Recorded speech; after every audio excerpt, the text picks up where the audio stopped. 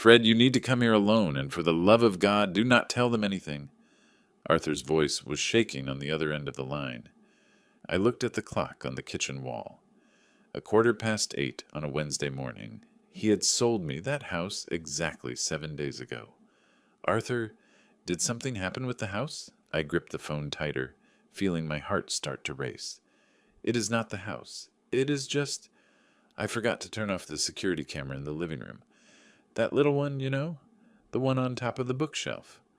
I was going to stop by and pick it up yesterday, but he took a long pause. Fred, I saw what your son and your daughter-in-law did yesterday while you were at church. My hand started to shake. What are you saying? I cannot talk over the phone. You need to come and see the footage.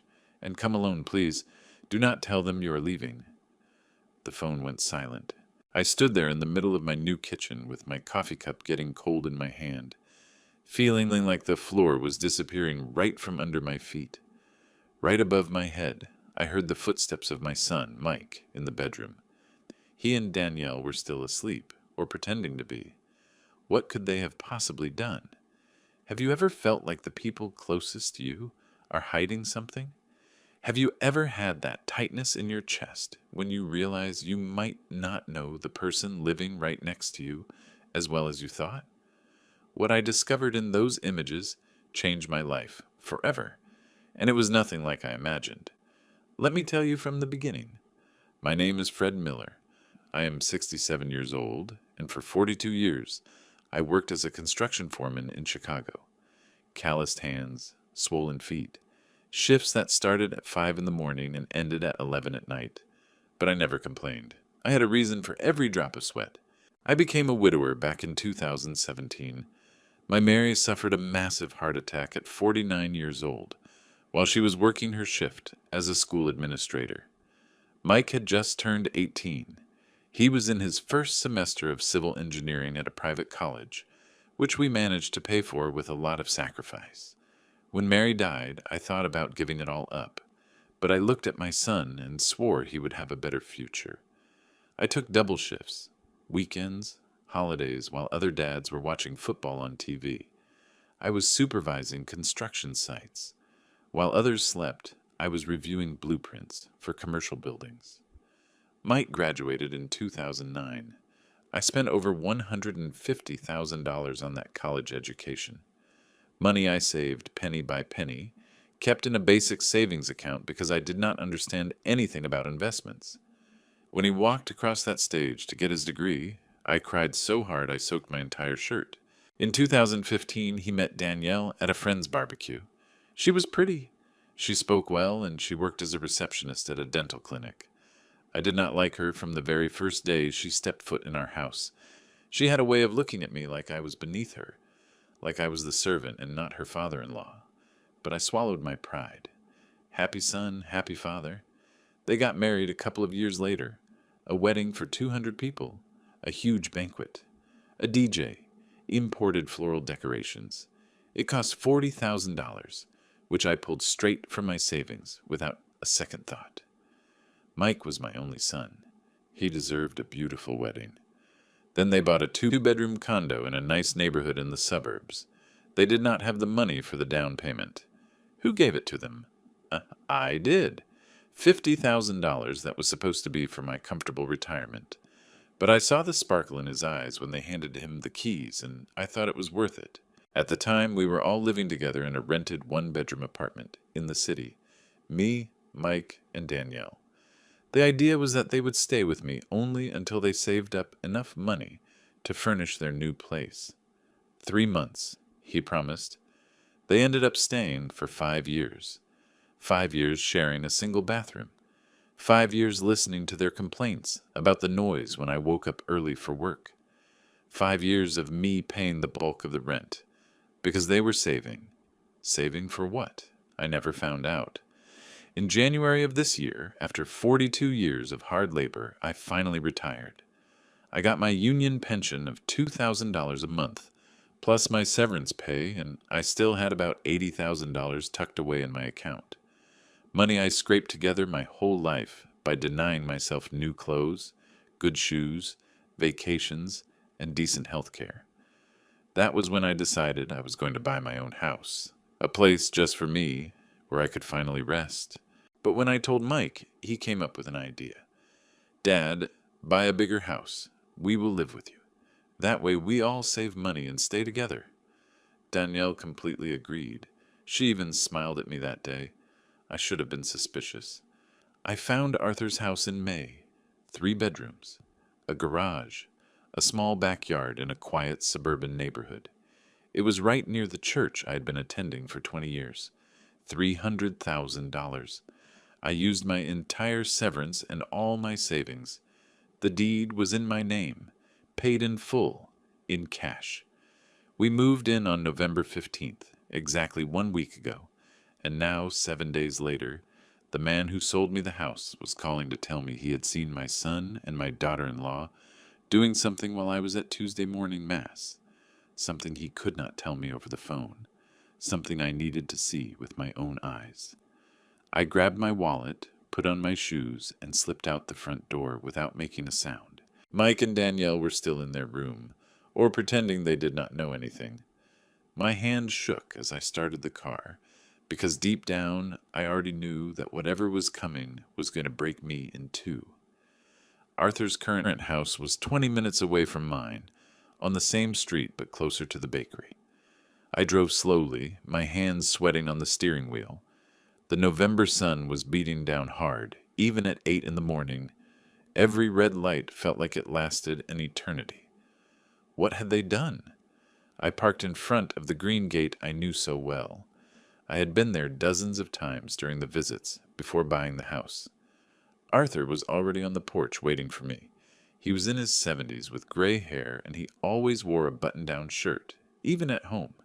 A serious man, the kind who does not speak nonsense. "Fred, come on in." He shook my hand firmly. His hand was cold, too. We walked into his small living room. It smelled like freshly brewed coffee. His wife, Cecily, waved from the kitchen but did not come out to greet me. She looked ashamed. That made me even more nervous. Arthur grabbed a laptop off the coffee table. He sat next to me on the brown leather sofa. "Before I show you, I need to explain something." He took a deep breath.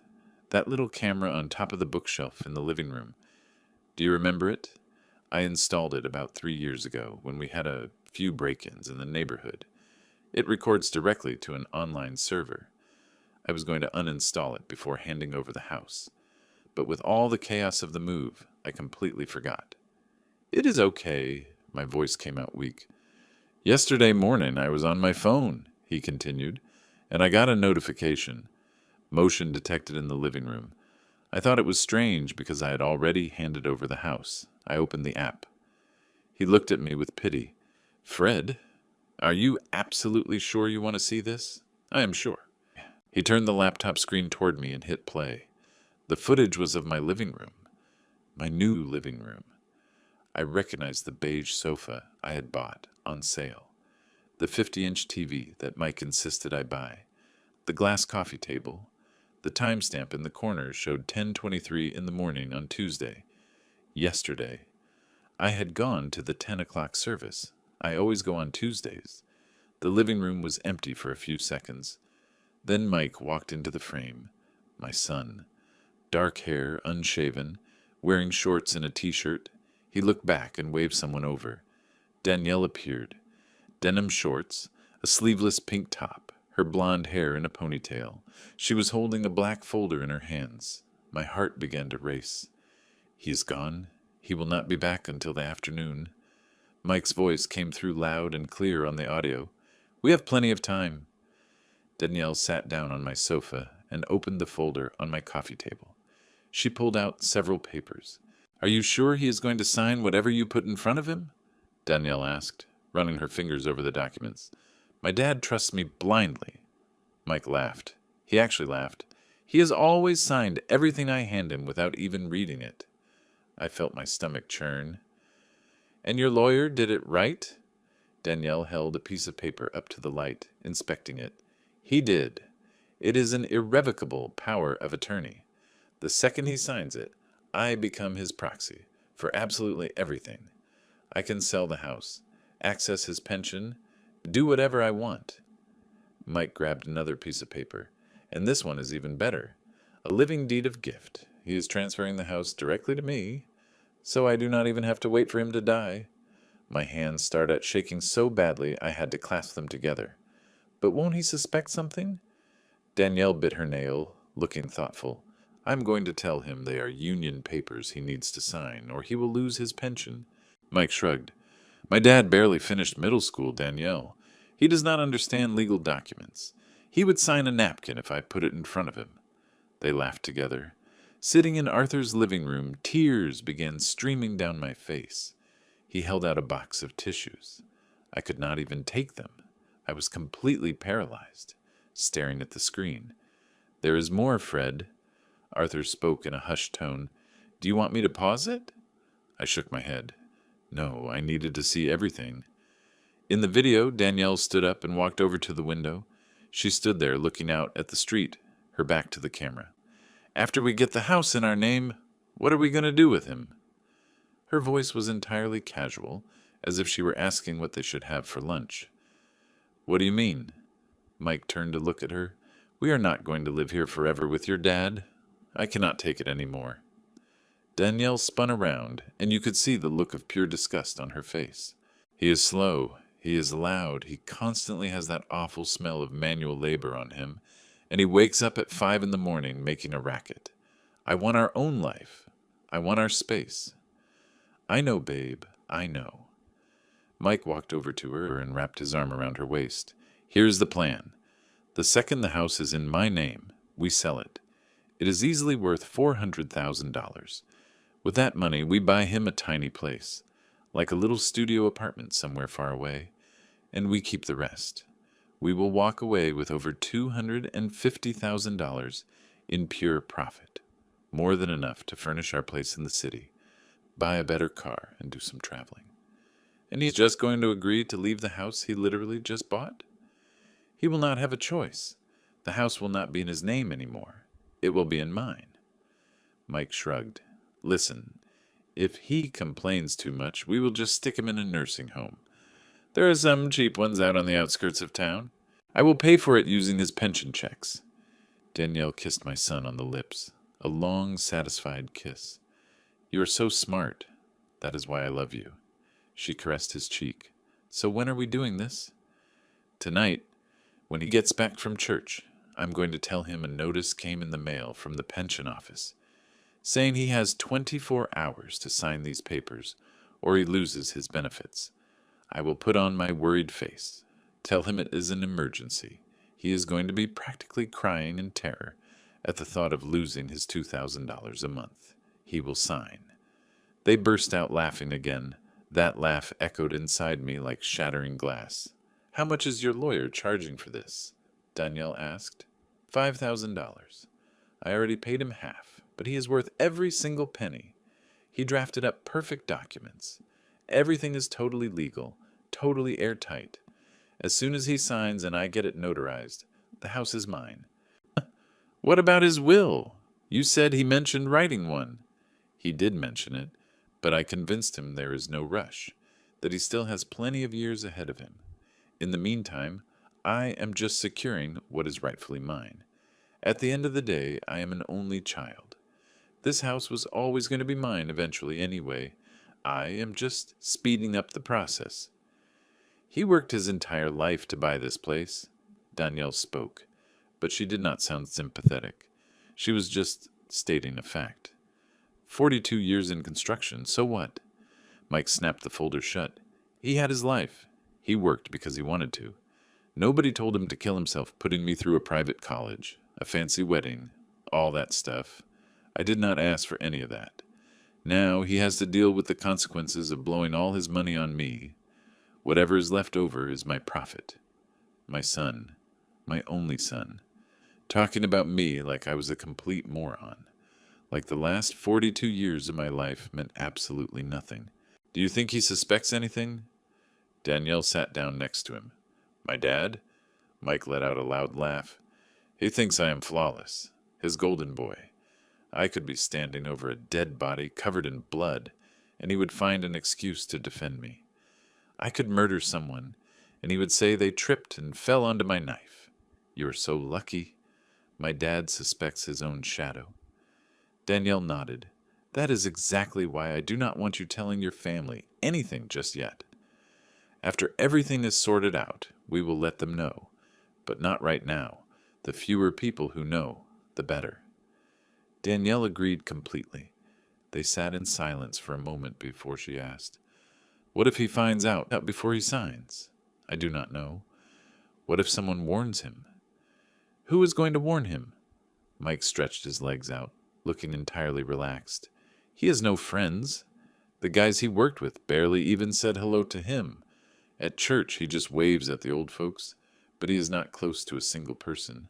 His life has always been home and work, work and home. He has nobody, Danielle. He only has me. That is kind of sad. It is sad for him. For me, it is perfect. He stood up and tucked the folder under his arm. I'm going to go hide this in the trunk of the car. Then when he gets back from church, I will pretend it just arrived in the mail. All right, I will get lunch ready. What is in there? There is some leftover chicken stew in the fridge. Oh, I will just heat that up then. I'm going to pretend I cooked it. They walked out of the camera's view. I heard the kitchen door open and close. The living room was empty once again. The video kept playing for a few more minutes, just showing an empty room, until Arthur pressed pause. Total silence. I could not move. I could barely breathe. It felt as if someone had reached into my chest, ripped my heart out with their bare hands, and thrown it on the floor. Fred!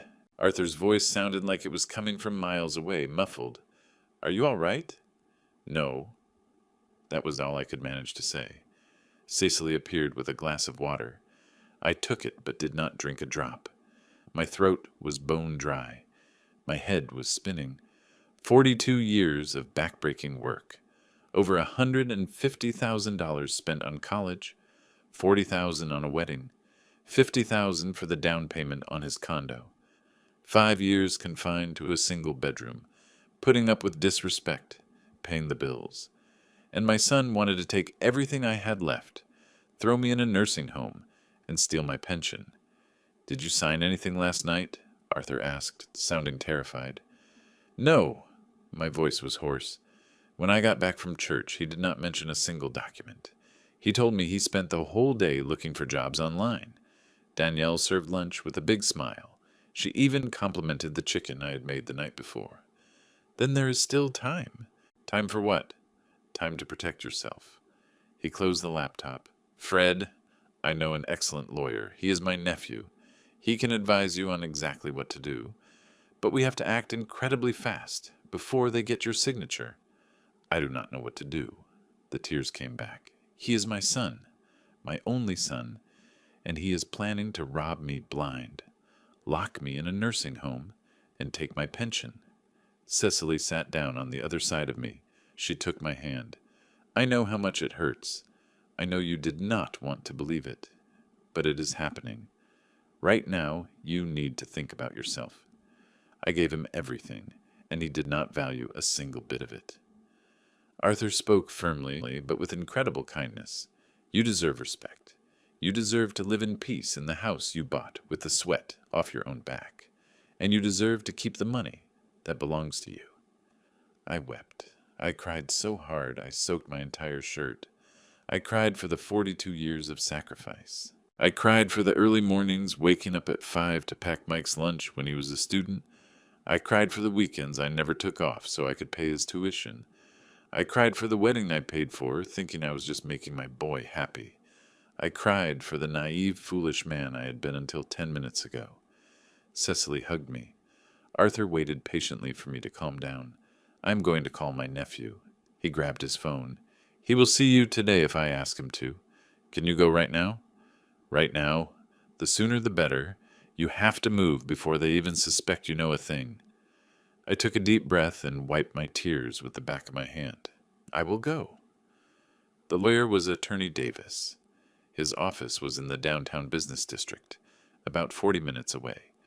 Arthur called him, briefly explained the situation, and the man agreed to see me at 11 o'clock sharp. Fred, I can email you this video file. You will need it as hard evidence, Arthur said. Do you have an email address? I do. I gave it to him, even though I rarely used it. I'm sending it to you right now, and with your permission, I am also forwarding it straight to Attorney Davis. That way he understands the entire case before you even walk through the door. I nodded in agreement. I stood up from the sofa, my legs trembling beneath me. Cecily grabbed my arm to steady me. Do you want me to go with you? She offered. Thank you, but I'm going alone. I forced a weak smile. I need to learn how to handle my own affairs. I got back to my car and started the engine. My hands were still shaking. I grabbed my cell phone and stared at the screen. Not a single message from Mike. He had not even noticed I was gone. I drove downtown on autopilot. I do not remember the route I took. I only remember that I cried the entire way there, wiping my tears with one hand while gripping the steering wheel with the other. Attorney Davis's office was on the 5th floor of a large commercial building right near the city center. I rode the elevator up, feeling completely sick to my stomach. The secretary greeted me kindly and escorted me directly into his office. Attorney Davis looked to be in his 50s, wearing a navy blue suit and wire-rimmed glasses. He greeted me with a firm handshake and offered me some coffee. I accepted. I desperately needed something warm in my system.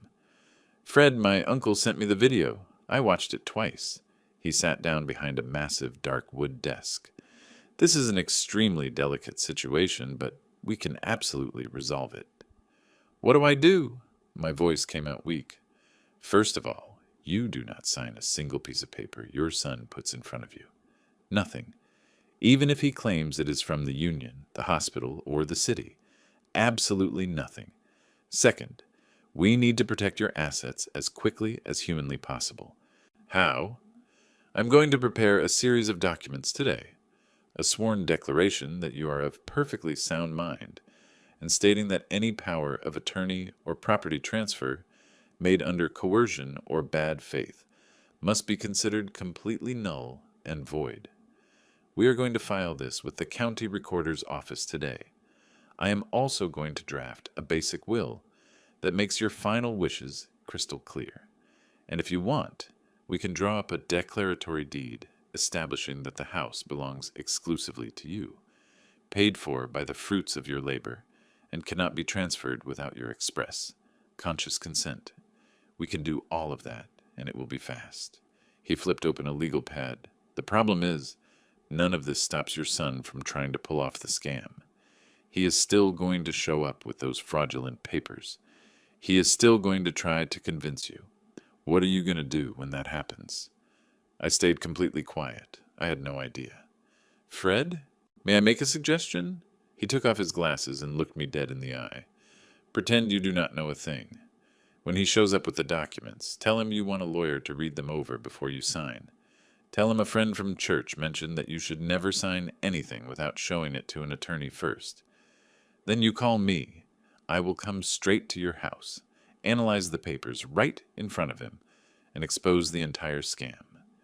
And if he gets mad, let him get mad. But if you confront him right now without hard proof in your hand, he is going to deny everything.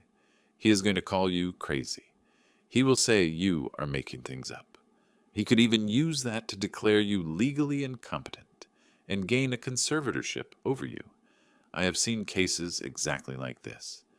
My blood ran ice cold, so I just pretend I do not know. For now, yes, until we have all the legal documents ready to shield you.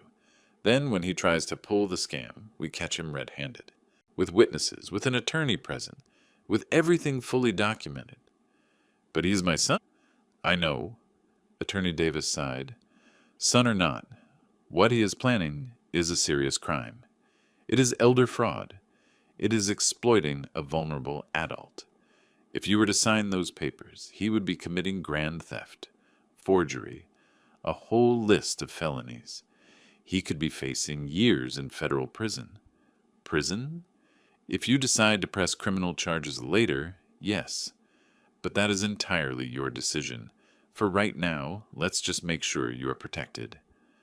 I sat there staring down at my hands. Old hands covered in age spots heavily calloused from decades of labor, hands that had worked for 42 straight years, just to give a good life to a son who did not value it at all.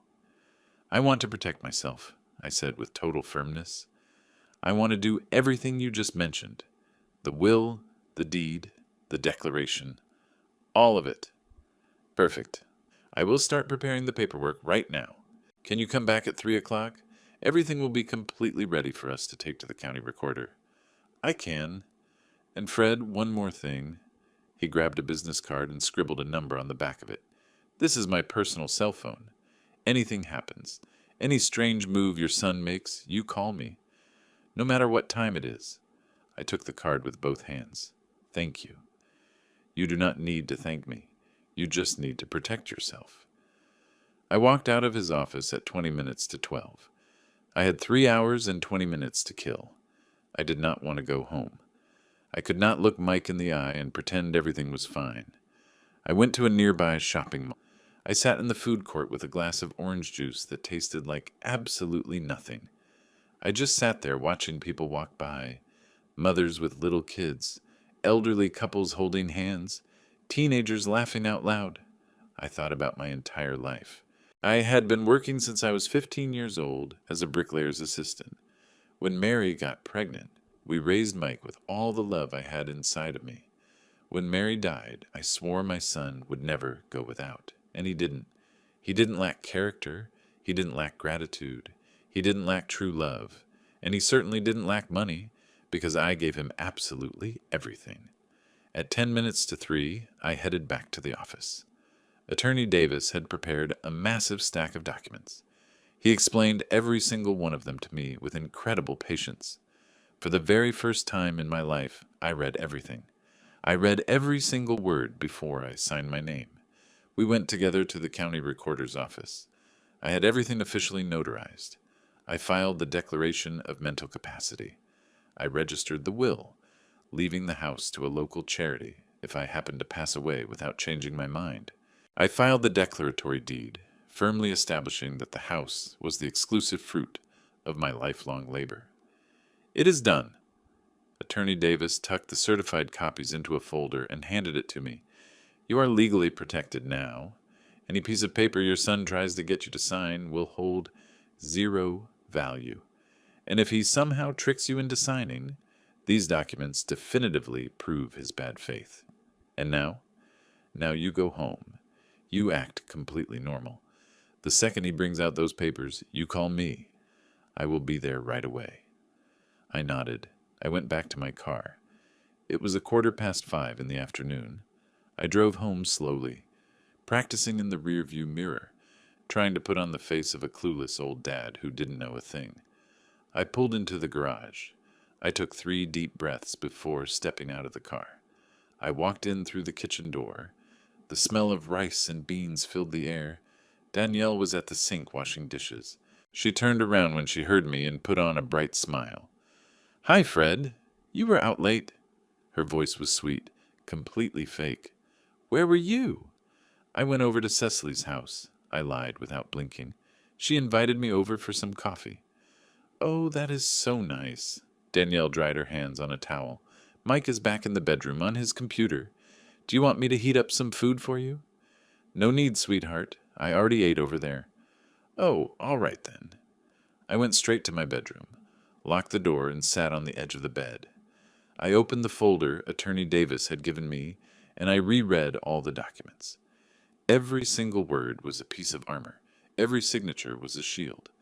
At 7 o'clock sharp, I went out for dinner. Mike was in the living room watching television, and he greeted me with a quick nod. Danielle had made some spaghetti with tomato sauce. We ate in total silence. I washed my dishes. I went back to my room, lay down on my bed, and could not sleep a wink. I just stared at the ceiling, waiting for my son to show me who he truly was, and I knew it would not take very long. Thursday morning, I woke up at 5:30 like I always do. 42 years of routine do not just vanish overnight. I brewed a pot of coffee and sat alone at the kitchen table, staring out the window at the small backyard that was now mine. Mine alone. Mike finally dragged himself out at 9 o'clock. His hair was a mess, and his eyes were swollen from sleep. He poured a cup of coffee and sat down directly across from me. "Dad, we need to talk." His voice was dead serious. My heart started to race, but I kept my face perfectly calm. "About what, son?" "A notice from the pension office came in your name yesterday." He pulled his cell phone out of his pocket and scrolled down the screen, pretending he was reading something.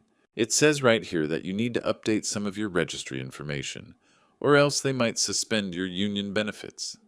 Exactly what he had said in the video. Exactly. "Really?" I faked a look of deep concern. "But I did not receive anything in the mail. It came via email to that old account we set up for you a few years back, remember? I am the one who checks it for you." A complete lie. No email had ever arrived, but he had no idea that I knew everything. "So what do we have to do?" "There are some papers you need to sign. They are standard union documents. I already printed them out." He took a sip of his coffee and looked at me with that fake, worried expression. "But it is urgent, Dad. You have to get them notarized today. If not, they're going to freeze your benefits by tomorrow morning." "Oh, dear God." I put my hand over my chest, acting completely flustered. "Where are those papers?" "In my bedroom. I will go grab them right now." He walked out. My hand shook violently as I grabbed my cell phone from under the table. I quickly typed out a text to Attorney Davis. "He brought the papers. Can you come?" The reply popped up 5 seconds later. "Leaving right now. I will be there in 35 minutes. Stall him." Mike walked back into the kitchen holding the black folder. The exact same folder I had seen in the hidden camera footage. He set it on the table, opened it, pulled out 2 stapled documents. "Right here, Dad." He pointed to the lines. "You just sign at the bottom of every page. 3 signatures total. Then we will run down to the notary."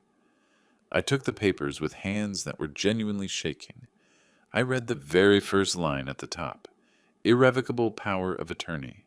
Exactly what he had said on the video. "Son, this says power of attorney." I looked up at him. "Why does the pension office need a power of attorney?" I saw his jaw tense up for a split second, but he recovered incredibly fast. "It is totally standard, Dad. It is just so I can handle your paperwork whenever you need me to. Like, if I have to go down there in person to pull a document for you. Stuff like that. It is just pure bureaucracy." "But it says irrevocable."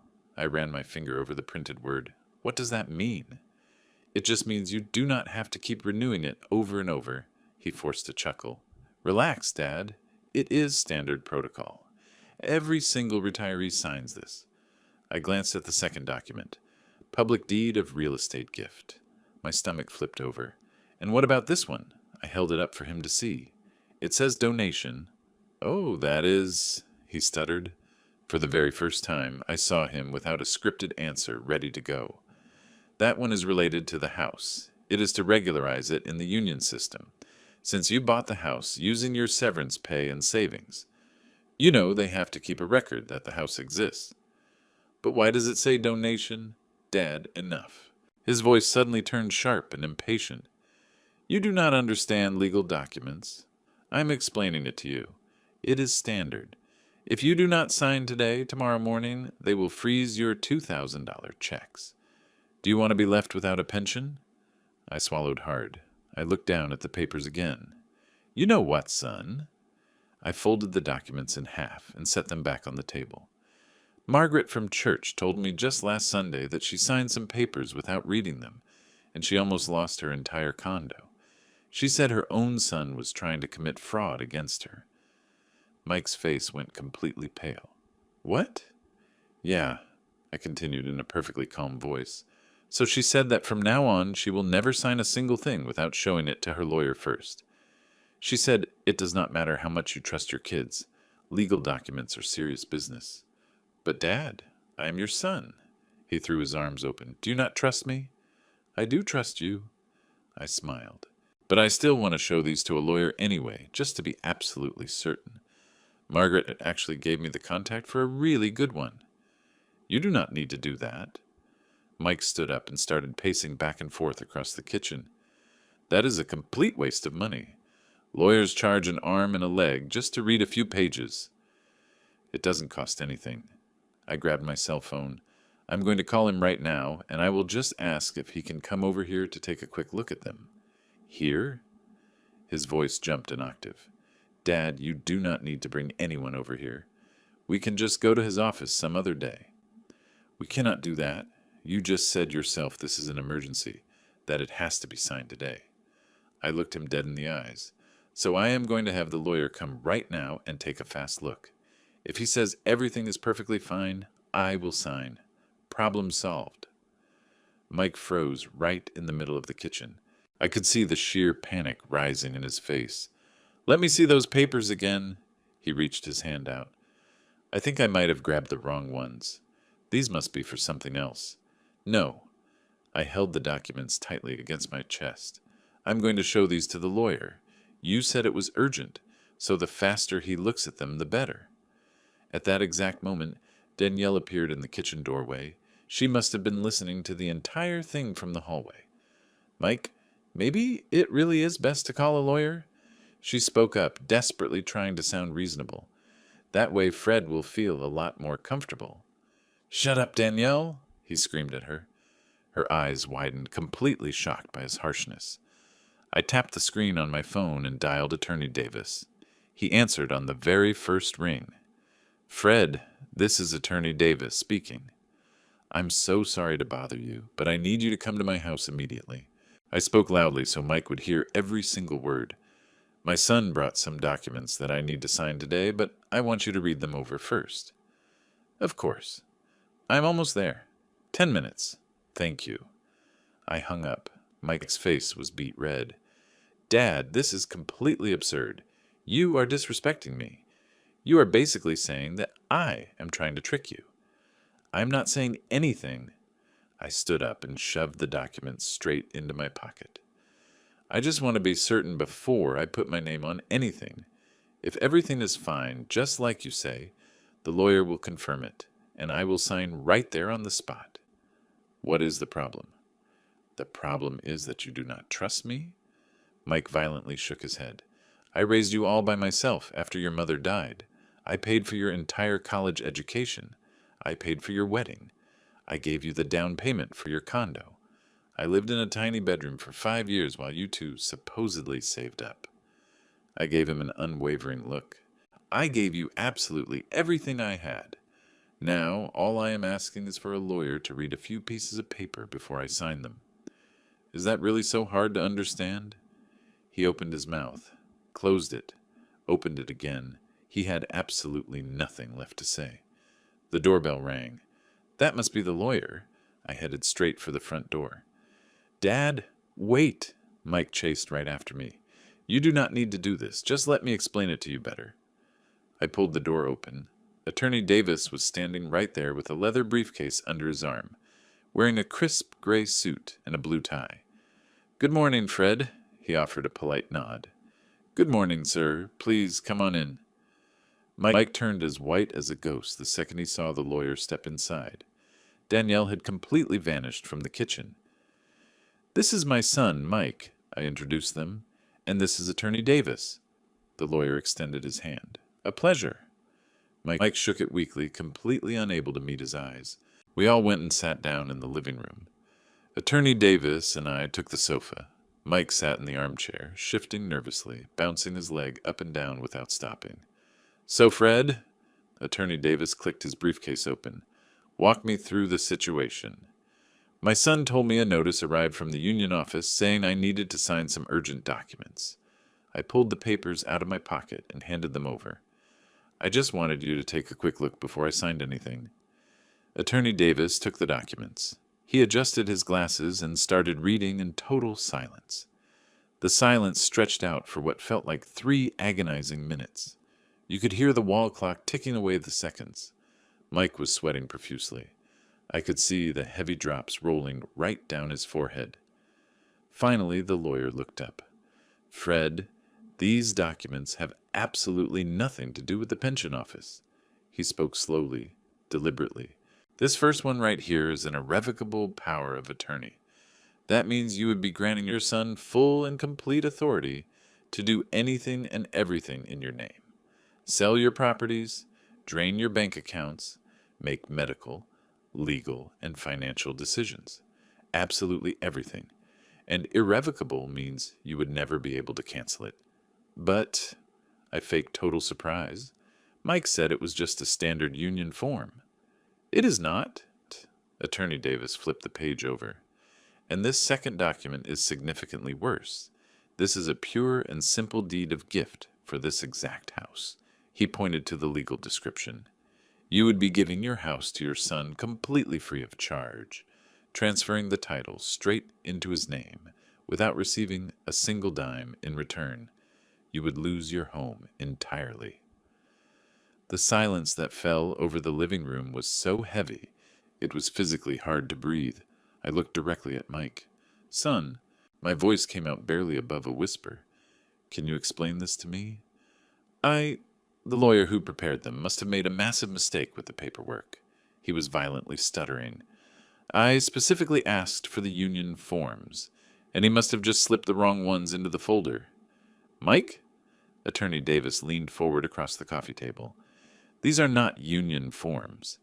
These documents are flawlessly drafted to transfer every single asset and all decision-making power from your father directly to you.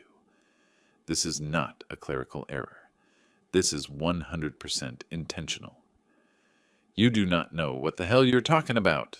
Mike leapt up from the armchair. Who are you to come into my house and accuse me? I know exactly what I am talking about.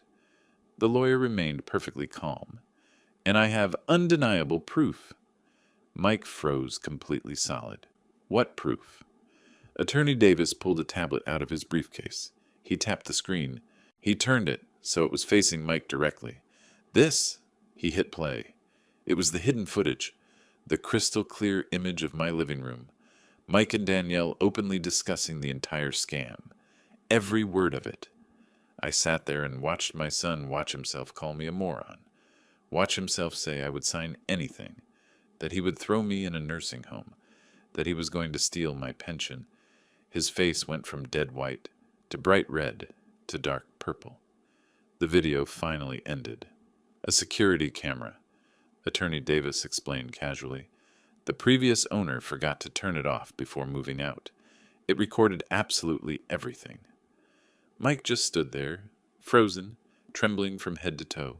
Son, I stood up. I walked right up to him. Is it true? Was everything you said on that tape the truth? He didn't answer. He just stared dead at the floor. Mike, I am asking you a question. My voice was a block of solid iron now. Were you really going to trick me into signing those papers? Steal my house from me? Throw me in a home? Dad, He couldn't even finish the sentence. I needed the money, he suddenly exploded. We are drowning in debt. Our credit cards are maxed out. Loans are past due. Danielle wants things I simply cannot afford to give her. You have a fully paid off house. You have a guaranteed pension. You do not need that much. I do not need that much. I do not need it. I took a slow step backward, feeling my legs wanting to give out on me. Mike, I worked for 42 straight years, getting up at 5 in the morning, falling into bed at midnight, calloused hands, swollen feet, standing on concrete all day long. And for what? Just to give you a good life. And you actually think I do not need my own house? You were still going to have a place to live, he pathetically tried to justify himself. I was going to buy you a studio apartment out in the suburbs. Far away from everything, I finished the sentence for him, and then throw me in a nursing home if I dared to complain. I heard it all, Mike. I heard every single word. He violently ran his hands over his face. Dad, I'm so sorry. I was completely desperate. Danielle just would not stop harassing me, telling me we deserved more. Do not blame Danielle, I cut him off. You are a grown man. You made this decision. You brought those papers into this house knowing exactly what you were doing to me. I'm sorry. I am sorry. I am so sorry. He broke down sobbing. I messed up. I messed up so badly. But I love you, Dad. I swear to God, I do. If you loved me, you wouldn't have tried to rob me blind. Attorney Davis stood up. Fred, with the evidence we have right here, you can immediately file a criminal complaint. What your son just attempted is a felony. It is fraud. It is attempted grand theft. He could easily go to prison. No, Dad. Mike collapsed, straight to his knees on the floor. Please do not call the cops on me. I swear to God, I will give everything back. I will disappear from your life completely. I will do whatever you want. Just please do not send me to prison. I stared down at my son kneeling on the floor of my living room. The boy I had raised, the one I loved more than anything else in the world, the one I gave every drop of my sweat to, just to see him happy. And looking at him now, I felt absolutely nothing. Nothing but pure, heavy exhaustion. Get up, Mike, I spoke in a low, hollow voice. Get up and get out of my house. Dad, right now. He staggered to his feet. Danielle suddenly appeared at the top of the stairs, dragging 2 suitcases she had already packed. She knew the whole plan had blown up in their faces. You both have exactly 1 hour to get your belongings out of here. I glared at the 2 of them. 1 hour. After that, I am changing every lock on these doors. Dad, where are we supposed to go? Mike was weeping like a little child. I do not know, and it is no longer my problem. I crossed my arms tightly over my chest. You are adults. Figure it out. But we do not even have money for rent.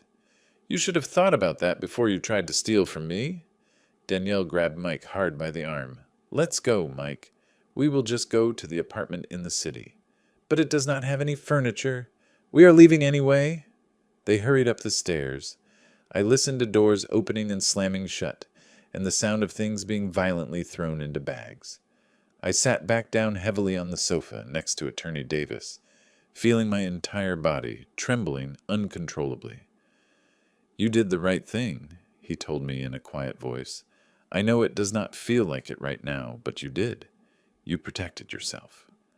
50 minutes later, Mike and Danielle came downstairs hauling 4 large suitcases. They stopped awkwardly in the doorway of the living room. Dad, Mike tried one last desperate time. Please, just give me one more chance. Just one. Just one? I stared straight into his eyes. You said I was a moron. You said I would sign anything, that I was totally worthless. You sat there and laughed at me. You laughed at my 42 years of backbreaking labor. And you were actively planning to dump me in a nursing home just so you could steal my life savings. What kind of chance do you possibly expect me to give you? He opened his mouth, but no sound came out. Goodbye, Mike. Goodbye, Danielle. They walked out. I heard the car starting in the garage, heard it backing out and disappearing down the street. The house fell into absolute silence. Attorney Davis stayed with me for another half hour, calmly explaining the next steps, changing every lock, blocking any attempt they made to contact me, ensuring everything was finalized at the county recorder. He even offered to go with me to the police station if I wanted to file criminal charges. I don't want to, I finally decided. Not right now. I just want some peace. I understand. He put the documents away. But if you change your mind, call me. Fred, anything strange, any attempt from him to contact you, let me know immediately. I will. He left at 2 o'clock. I was left alone in my house for the first time since I bought it. I walked through the empty rooms. The bedroom that belonged to Mike and Danielle was empty. Clothes thrown on the floor, hangers tossed aside, drawers left open. They had left in a hurry. I picked everything up. I put it in trash bags. I donated it to charity. The next day I cleaned the whole room. I painted the walls light blue. I bought a desk and a comfortable chair.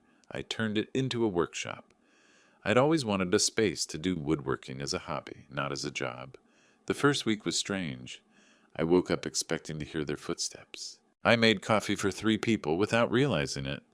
I saved food thinking someone would eat it. But gradually I got used to the silence, to the peace, to the freedom of waking up without walking on eggshells. Mike tried to call 12 times the first week. I did not answer any of them. I blocked his number. He sent emails. I deleted them without reading them. He showed up at the church doors one Sunday. I asked security to ask him to leave. In the second week, I received a text message from Danielle from an unknown number. Fred, I know you do not want to speak with us, but I need you to know we are going through very difficult times. The apartment in the city has no furniture. We do not even have money to eat well.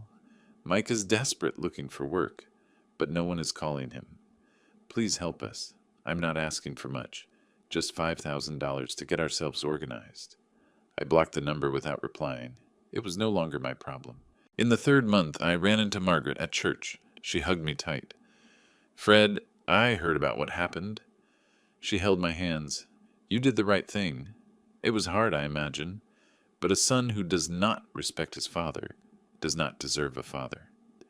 We talked after service. She introduced me to other people, men my age who had also gone through similar things. Ungrateful children, manipulative daughters-in-law, opportunistic sons-in-law. We formed a group. We met every Thursday afternoon at someone's house. We drank coffee. We ate pastries. We talked. We laughed. For the first time in years, I had real friends. In the fourth month, I started taking woodworking classes at the community center. I learned to make furniture, picture frames, small decorative items, things I never had time to learn because I was always working. In the fifth month, a woman started attending the classes. Caroline, 65 years old, a retired teacher, kind, polite, respectful. We would talk after class. She invited me out for coffee one Saturday. I accepted. It was nice. No pressure, no expectations. Just two adults talking about life. In the sixth month, Mike showed up at my door, thin, with a heavy beard, wrinkled clothes. He knocked until I opened it. Dad, please, just 5 minutes. I almost slammed the door in his face, but something made me stop. 2 minutes, out here. He stayed by the gate. I stayed in the doorway. Dad, I know I ruined everything. I know I do not deserve forgiveness, but I am asking for your help. His voice was cracking.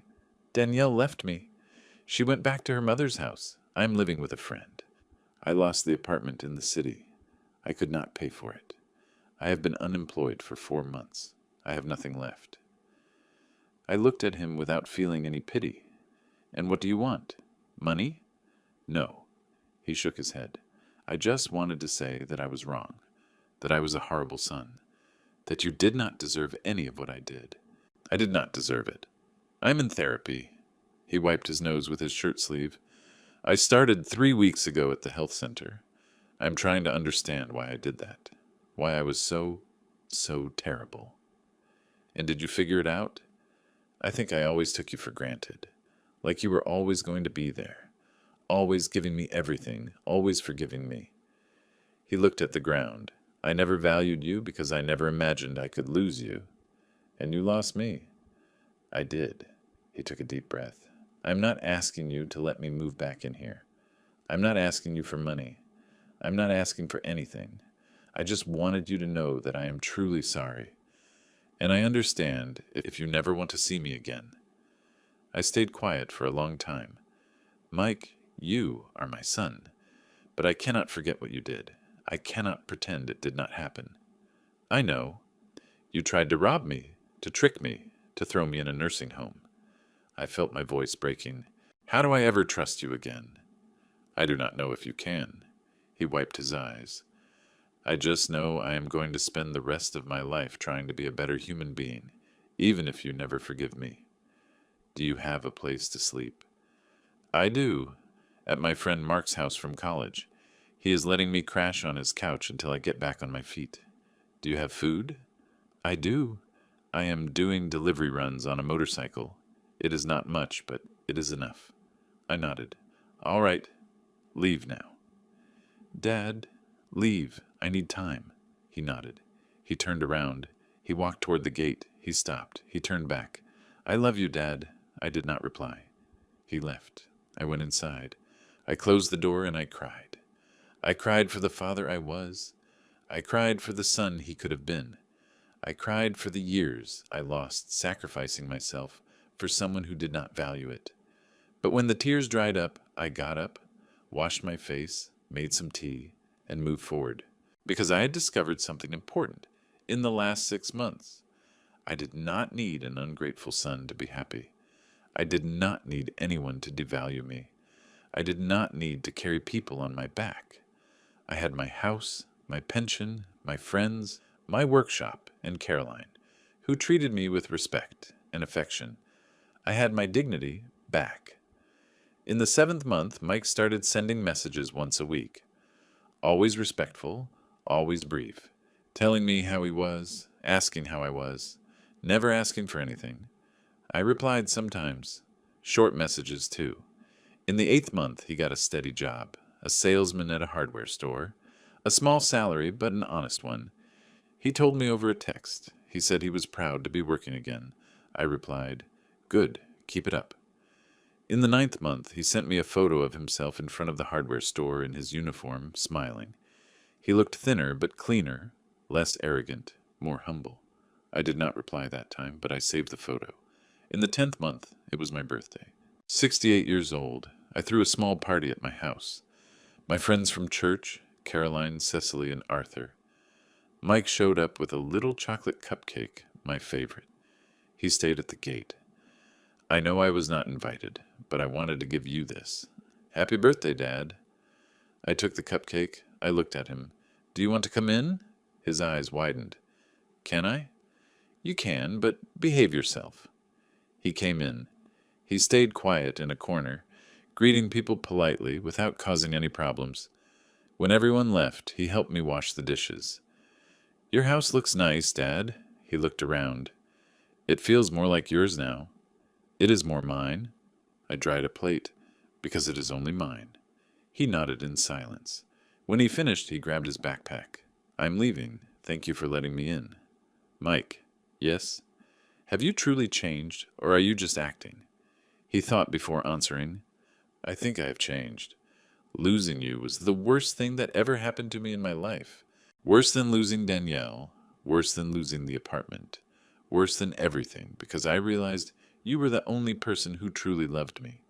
And I threw it in the trash. Yes, you did. I'm not asking for your forgiveness. I know I do not deserve it. But I want you to know I'm trying to be better every single day. I looked at my son, my only son, and perhaps for the first time, I saw a real man. Not a spoiled child, not a manipulator, a man who had messed up badly and was trying to fix it. Keep trying, I said, and maybe someday we can have something again. I do not know what, but something. His eyes filled with tears. Thank you, Dad. He left. I closed the door to my house where I was the owner, not the servant, where I made the decisions, where nobody tricked me. I sat on my sofa looking at the lit living room, thinking about everything that had happened, the pain, the tears, the betrayals, but also thinking about the victories. I had learned to respect myself, to set boundaries, to not accept crumbs of affection from someone who should give me complete love. I had learned that a father's love is not blind love. It is a love that demands reciprocity, respect, and truth. And I had learned that it is never too late to start over. 68 years old, and for the first time in my life, I was completely free. Free from the guilt of being a parent, free from the obligation to always forgive, free to live for myself. And you know what? It was liberating. The following months were peaceful. Caroline and I grew closer. She was a widow too. She understood the pain of losing someone, but she also understood the joy of finding companionship without heavy commitments. We would go for walks on Sundays through the city park. We went to the movies on Wednesdays when there was a senior discount. We cooked together some Saturdays, her at her house, me at mine. It was not a romance, not yet. It was genuine friendship, something I never had time to cultivate when I was working day and night. In the woodworking shop, I built my first complete piece of furniture, a small coffee table with a secret drawer. I painted it turquoise blue, Mary's favorite color. I put it in my living room. Margaret and the rest of the church group became my second family.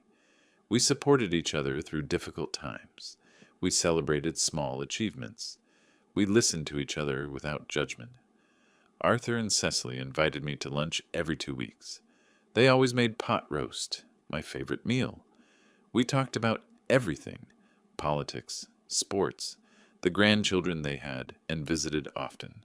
Fred, Arthur told me one afternoon, you did the right thing defending yourself. A lot of parents do not have the courage. It was not courage. I took a sip of iced tea. It was exhaustion. Exhaustion from being disrespected. Whatever you want to call it, it was the right thing to do. And look at you now. You look younger, more at peace. It was true. When I looked in the mirror, I saw a different man. I no longer had that look of a tired dog, a beast of burden. I had a spark in my eyes. I smiled more often. Mike kept sending messages, longer, deeper ones now. He told me about his therapy, about what he was discovering about himself, about how ambition and envy had blinded him.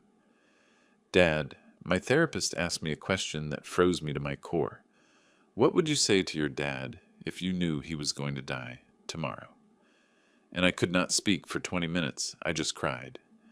Because I realized I wasted years thinking about what you owed me, instead of being grateful for what you had already given me. I read that message 3 times. I replied, I'm glad you are working on yourself. In the 11th month, Mike invited me to lunch. Can we meet at a restaurant? It is on me. I want to talk to you. I hesitated for 3 days before answering. Finally, I wrote, all right. Saturday at noon, the steakhouse downtown.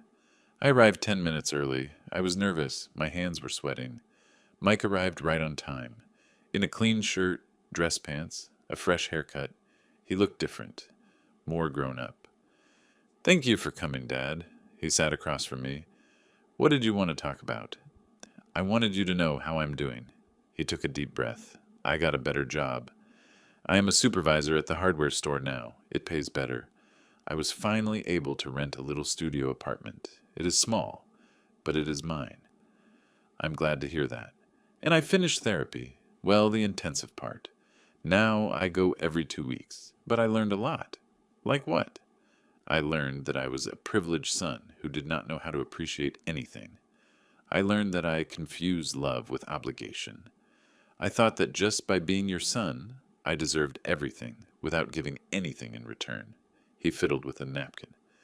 I learned that the money you spent on me was a gift, not an investment you had to earn back from me. I stayed quiet, listening, and I learned something even more important. He looked me in the eyes. I learned that a father is not a bank, or a servant, or a stepping stone.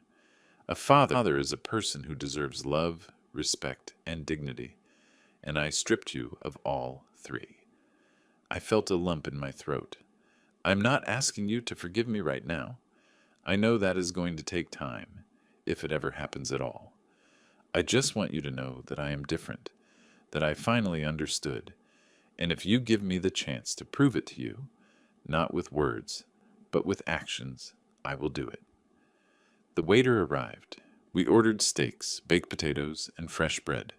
We ate slowly, talking about simple things, the weather, sports, the news. It felt strange, but good, like 2 men getting to know each other all over again, without the weight of the past crushing us every single second. When we finished, Mike pulled out his wallet. I'm paying, Dad. Are you sure? Very sure. It is the least I can do. He paid the bill without complaining about the price. We walked out into the parking lot. The afternoon sun was still warm. Dad, can we do this again? Get lunch together every once in a while? I thought about it. We can try. Thank you. He extended his hand and I shook it. We each left in our own cars. I drove home thinking about everything. Was it possible to forgive something like that? Was it possible to rebuild a relationship that was so deeply shattered? I did not know, but for the first time in months, I felt that maybe, just maybe, there was hope. That night, I called Caroline and told her everything. And how did you feel? She asked. Confused, still angry, but also I do not know, kind of relieved. like a weight had been lifted a bit. That is good, Fred. It means you are healing. Do you think I should give him another chance?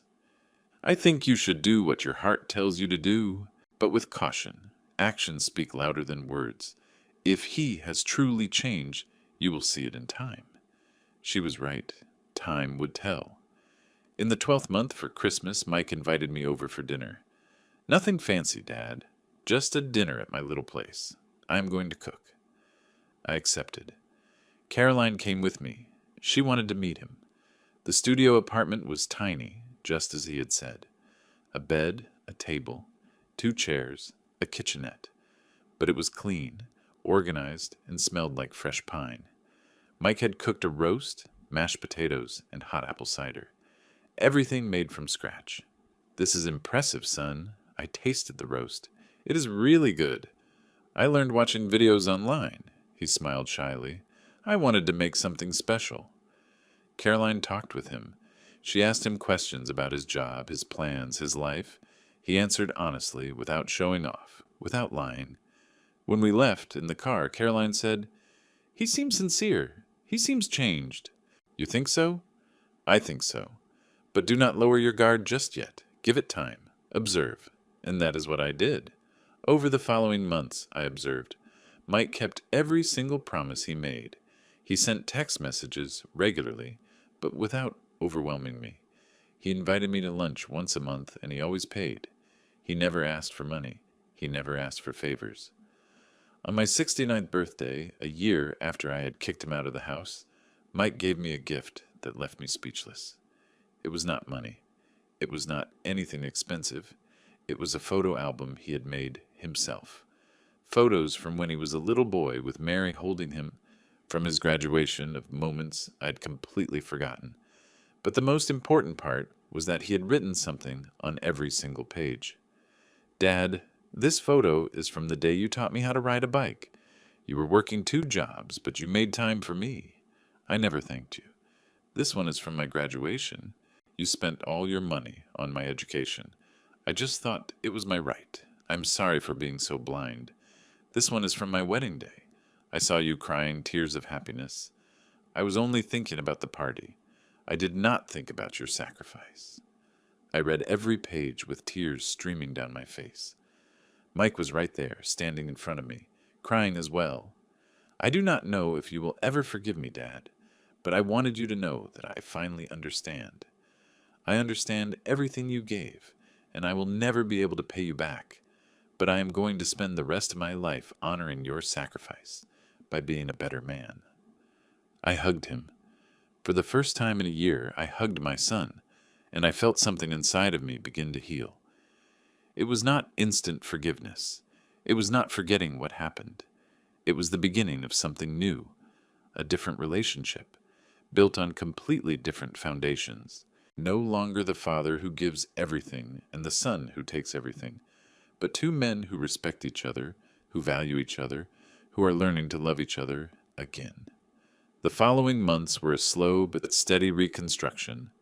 Mike came to my house every 2 weeks, sometimes just for coffee, sometimes to help me with repairs around the house, sometimes just to talk.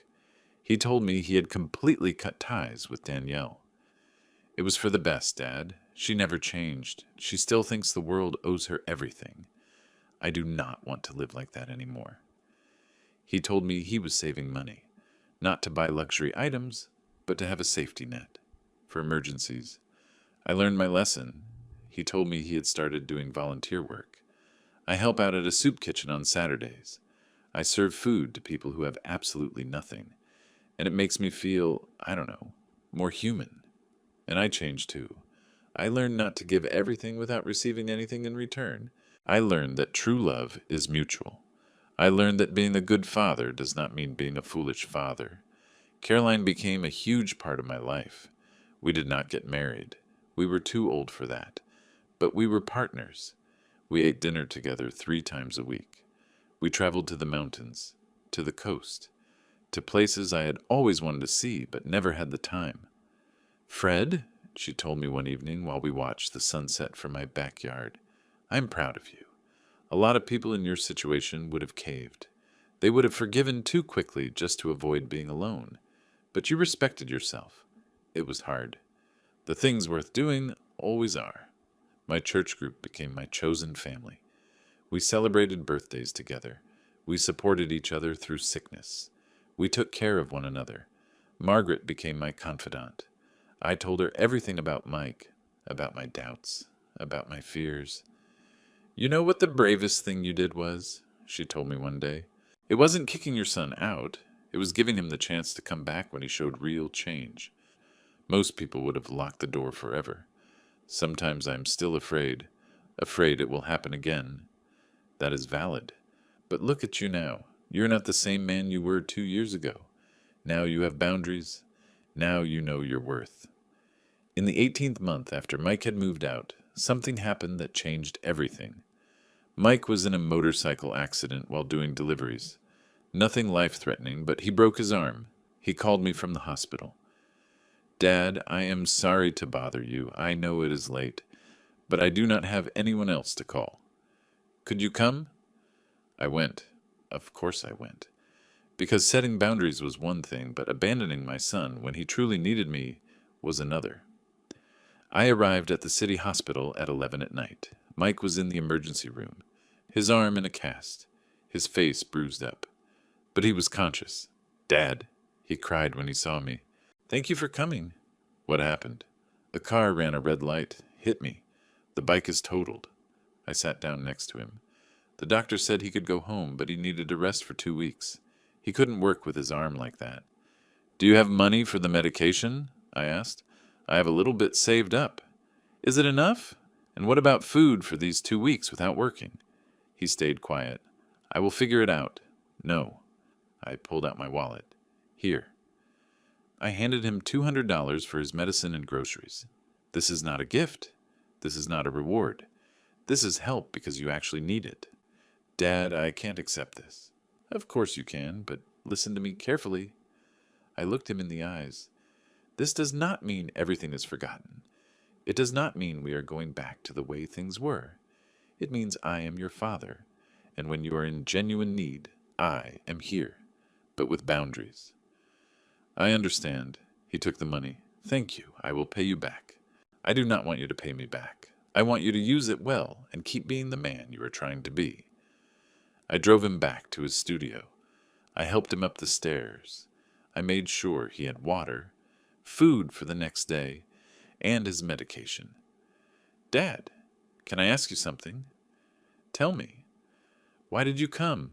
After everything I did, why did you show up? I sat in the only chair in his room. Because, Mike, setting boundaries does not mean you stop loving. It means you love intelligently. I came because you truly needed me, not because you wanted to take advantage of me. Do you see the difference? I see it. When I asked you for money a year ago to get organized, you did not come, because that was manipulation. Today, when I had an accident and really needed help, you are here, because this is a real necessity. Thank you for teaching me the difference. Over the next 2 weeks, I visited him 3 times. I brought him home-cooked meals. I made sure he was taking his pills. We talked. But I did not move in with him. I did not completely rescue him. I helped him, but I let him solve his own problems too. When he went back to work, he came to my house with the $200. Dad, I'm paying you back. The insurance on the bike paid out, and I was able to replace this money. Keep it. No, please. I want to pay you back. Not out of obligation, but because I want to prove to you that I am no longer the guy who just takes and takes. I took the money. All right. Thank you. Do you know what I learned from all of this, Dad? I learned that it is okay to ask for help when you genuinely need it. But I also learned that I cannot depend on you for everything. I have to be responsible for my own life. Exactly. Months passed. Mike got a promotion at the hardware store. He was the branch manager now. He rented a bigger apartment, a full 1-bedroom. He furnished it little by little with his own hard work. He invited me over to see it. It was simple, but nice. Clean, organized, with photos of Mary and me in the living room. This is your space, I told him. Congratulations. I did it on my own, Dad. Well, with your help when I really needed it. But I achieved this by working. And it shows. You can feel the pride of having earned it yourself. We sat on his small sofa drinking coffee. He told me about his plans. He wanted to take business management classes to grow further in the company. He wanted to start saving for retirement. He wanted to be more responsible with his money. I do not want to be the person who thinks the world owes him something anymore. I want to be the person who works for what he wants. I'm very glad to hear that. Dad? Yes? Do you think you will ever fully forgive me? I thought about it before answering. Mike, forgiveness is not a switch that you just flip on or off. It is a process. Every day that I see your genuine change, every day that I see your actions backing up your words, I forgive you a little more. And where are we right now? Right now, we are in a good place. I no longer feel the anger I used to. I no longer feel that intense betrayal. But I am also not going to lie to you and say that it is all forgotten. The scar is still there. I understand, and that is okay. I just want you to know that I am going to keep working to earn your trust back. For my 70th birthday, 2 years after all the drama, I threw a huge party. I invited everyone. My church group, Caroline and her family, Arthur and Cecily, my neighbors, and yes, Mike too. It was a beautiful party. We had music, great barbecue, and a massive cake. I danced with Caroline. I laughed with my friends. I chatted with Mike without any tension, without any resentment. At one point during the party, Mike asked for everyone's attention. He stood up with a glass in his hand. I would like to propose a toast. Everyone went quiet. To my dad, Fred, the hardest working, most selfless, most noble man I know. Dad, I wasted a lot of time not valuing you. I wasted a lot of time thinking only about myself. But these last 2 years taught me something. Having a father like you is the greatest privilege in the world. And I almost threw it in the garbage because I was greedy and foolish. His voice broke. Thank you for not giving up on me. Thank you for setting boundaries when I desperately needed them. Thank you for teaching me that true love comes with respect. And thank you for giving me the chance to prove that I can be a better man. I love you, Dad, and I am going to spend the rest of my life honoring your name. Everyone raised their glasses. I wiped away my tears. Caroline squeezed my hand. After the party, when everyone had gone, Mike stayed behind to help me clean up. That was a beautiful party, Dad. It was. Dad, can we start a new tradition? Having breakfast together every Sunday? I thought about it. We can try, but on one condition. What is it? That it is real. No cell phones, no distractions. Just you and me, actually talking. It is a deal. And so we began. Every Sunday at 10 in the morning, Mike would come to my house, or I would go to his. We ate pancakes, eggs, bacon, and we talked about everything. About work, about life, about dreams, about fears. They became the most precious moments of my week, because we were not faking it. We were not acting. We were a father and son rebuilding something that had been shattered, brick by brick. One Sunday, while we were eating pastries and drinking coffee, Mike asked me, Dad, what was the hardest part of all this for you? The hardest part was accepting that the son I thought I had did not exist. I had to kill the idealized image I had of you and accept the real human being, with all his flaws. And now? Now I prefer the real human being, because this one is honest. This one is vulnerable. This one is growing. What would you tell other parents who are going through something similar? I would tell them that love is not putting up with everything. Love is also setting boundaries. I would tell them that their adult children are responsible for their own lives. And I would tell them that it is never too late to demand respect. Caroline, who had joined us for breakfast that day, added, and I would tell those parents that they are not alone, that there is community, there is support, and there is a whole life waiting after setting those boundaries. Mike nodded. And I would tell the children who do not value their parents to wake up before it is too late, because there is nothing more painful than realizing you lost the person who loved you the most, just because you were selfish. We sat in silence for a moment, each lost in our own thoughts. You know what? I said. I'm proud of us, of what we have achieved. Why, Dad? Because a lot of families break and never get put back together. We broke, but we are healing. It is not perfect. It is not the way it was before. It is something new. But it is real. Mike raised his coffee mug. To second chances. Caroline raised hers. To respect. I raised mine. To dignity. The three of us toasted. Today, 3 years after kicking him out of my house, Mike and I have a relationship I never imagined was possible. It is not the relationship from before, where I gave everything and he took everything. It is something much better. It is a relationship between two men who respect one another. Mike is no longer a hardware store manager. 6 months ago, he opened his own small construction business. He started with just 2 employees, and now he has 5. He asked me for advice before starting. Not money, just advice. And that filled me with pride. Dad, you worked 42 years as a foreman. What do you recommend I do to start out? I gave him all my experience. I taught him how to treat his workers, how to calculate estimates, how to secure clients. We spent entire afternoons on my patio, me explaining, him taking notes. The key, son, is respect. Respect for your workers, respect for your clients, respect for your word. If you say you will finish in 3 weeks, you finish in 3 weeks. Understood, Dad? And another thing, never ever take advantage of people's trust. Charge a fair price, work honestly.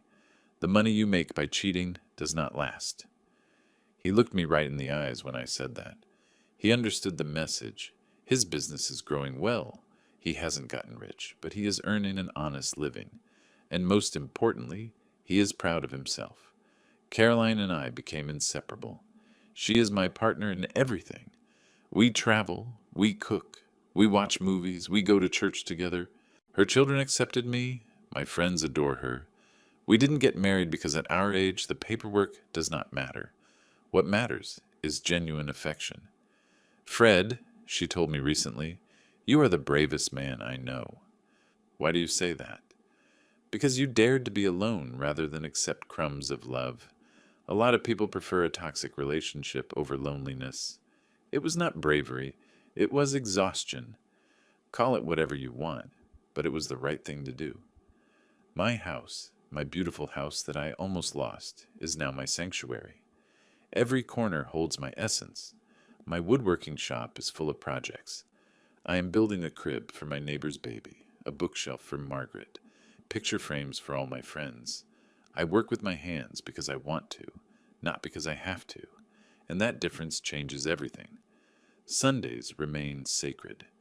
Mike and I have breakfast together without fail. Sometimes at my house, sometimes at his, sometimes at a restaurant.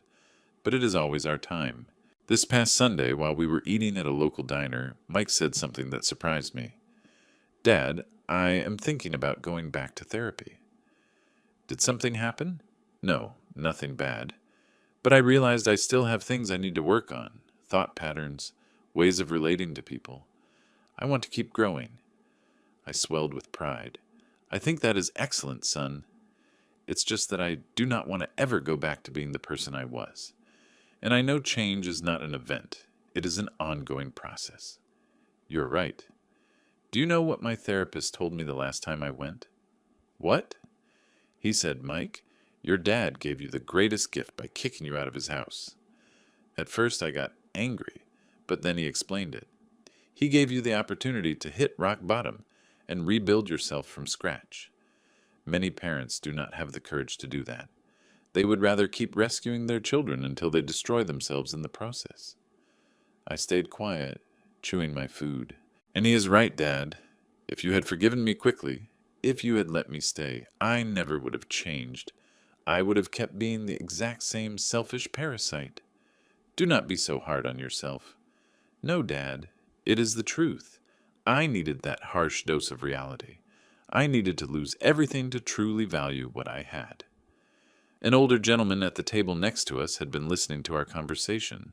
He leaned over, looking embarrassed. Excuse me for intruding, but I couldn't help overhearing. I also have a son who is disrespecting me. He lives with me. He does not work. He just asks for money. What do you recommend I do, sir? I looked at Mike.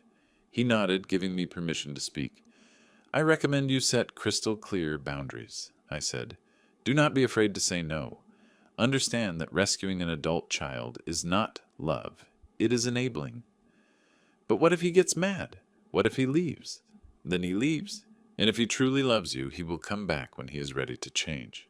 But you cannot live your life acting as a bank and a servant to a grown adult. You deserve respect, too. You deserve peace. You deserve dignity. The gentleman wiped away his tears. Thank you. I really needed to hear that. You're not alone. I gave him my number. If you ever need to talk, call me. There's a group of parents at the local church who have gone through similar things. You can come join us. He walked away, looking incredibly grateful. Mike looked at me with admiration. You are helping other people, Dad. Because nobody should have to go through this entirely alone. I was lucky to have Arthur, Attorney Davis, and my group. But many parents do not have that. They suffer in silence, thinking they are terrible parents, just for setting boundaries. You should write a book. A book? Yeah. Your story could help thousands of parents. Teach them that it is okay to defend themselves, that it is okay to demand respect. I thought about it. Maybe someday. At church, my group grew. We are 15 people now, all with similar stories. Kids who stole, manipulative daughters-in-law, opportunistic sons-in-law.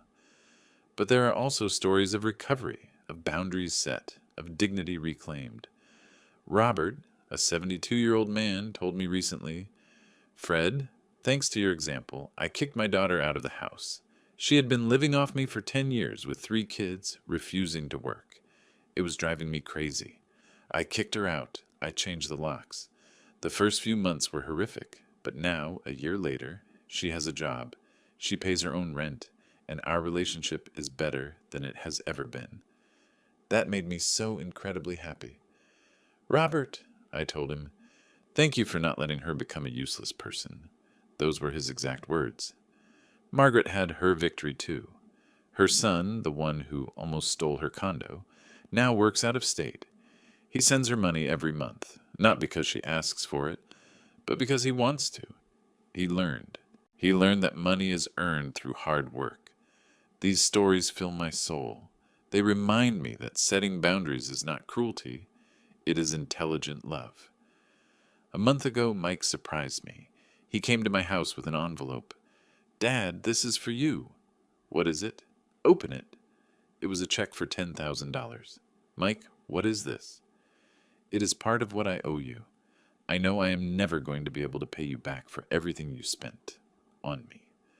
The college tuition, the wedding, the down payment. But I want to start. This is from my savings over the last 2 years. I cannot accept this. You can. Please, I need to do this. I need to prove to you that I am no longer the parasite I used to be. Mike, you have already proven that to me, with your change, with your actions, with your life. Even so, take it. Use it to travel with Caroline, for your workshop, for whatever you want. But please, just accept it. I took it, not because I needed the money. I took it because I understood that he needed to give it. He needed to close that cycle. Thank you, son. Thank you, Dad, for everything. With that money, Caroline and I took the trip of our dreams. We went out west. We saw the Grand Canyon. We visited the national parks. It was 2 weeks of pure happiness. Fred, Caroline told me while we watched the sunset over the canyon, did you ever imagine your life was going to turn out like this? Never. I thought I was going to spend my old age bitter, alone, feeling like I had completely wasted my life. And now? Now I feel like my life is just beginning. At 71 years old, I am finally starting to live for myself. It is never too late. Never. 2 weeks ago was Father's Day. Mike organized a lunch at his apartment. He invited Caroline, a few of my friends, Arthur and Cecily. He cooked everything himself. Pot roast, mashed potatoes, freshly baked rolls, everything from scratch. He put so much effort into it that he woke up at 5 in the morning to start prepping. The food was delicious, but the best part wasn't the food. It was the speech he gave. I want to thank everyone for coming, and especially I want to thank my dad. He stood up, glass in hand. Dad, there are fathers who give money to their children. You gave me that. There are fathers who give their kids an education. You gave me that too. But the most important thing you gave me was something I did not understand until I lost it. You gave me boundaries. You gave me consequences. You gave me a lesson that no college could ever teach me. His voice broke. Caroline squeezed my hand. You taught me that true love comes with respect, that being a parent does not mean being a fool, that giving does not mean letting yourself be walked all over. And you taught me the hardest lesson of all, that sometimes, to truly love someone, you have to let them go. Everyone was silent. A few were crying. Thank you for not giving up on me, but also thank you for not allowing me to give up on myself. Thank you for teaching me that it is never too late to change. Thank you for being the greatest example of dignity I could have ever asked for. I love you, Dad, and I hope that one day I can be half the man that you are. I stood up. I hugged him. We both cried.